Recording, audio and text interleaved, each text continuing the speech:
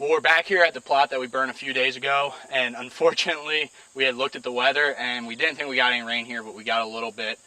Some of these spots are pretty wet, so we're not sure if we're even going to be able to plant them this year. With the weather we've had in the Midwest, it's been extremely difficult to get these food plots in, and we're kind of running down to the wire with getting this one planted and the other ones we have to do on Bill's farm. But as you can see behind me, we got this place burned off really well. We got a really good burn, and we're going to be putting in Big and Beasty into this plot. We got a redneck right here off my left shoulder, and then we're going to have a tree stand back in the corner here. But before we get to seeding this, we're going to be putting down some fertilizer, and I'm just going to give you a couple tips when you're seeding your brassica food plots. In our case, it's Big and Beasty. The first thing, if you want to have a successful food plot, that you must do is get a soil test. Now, we took a soil test on this right around March, and we went around to a couple different spots and pulled soil from other areas of this field so we could combine them all and get good results. Now, this plot for brassicas is going to require about 100 pounds of nitrogen, about 60 pounds of your P, and about 100 pounds of your K.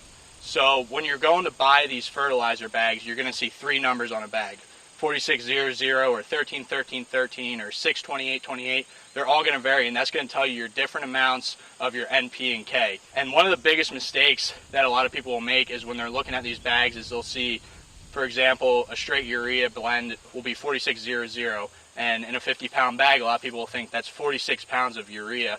But in reality, that's 46% of that bag is urea. So for a 50-pound bag, you're looking at close to 25 pounds of urea. So we'll put 4 bags of that on this plot, and that'll get us to our 100 pounds of nitrogen. The next types of fertilizer that we're going to put down are 131313. That's going to be your basic starter fertilizer. It's got 13% nitrogen, 13% P, and 13% K.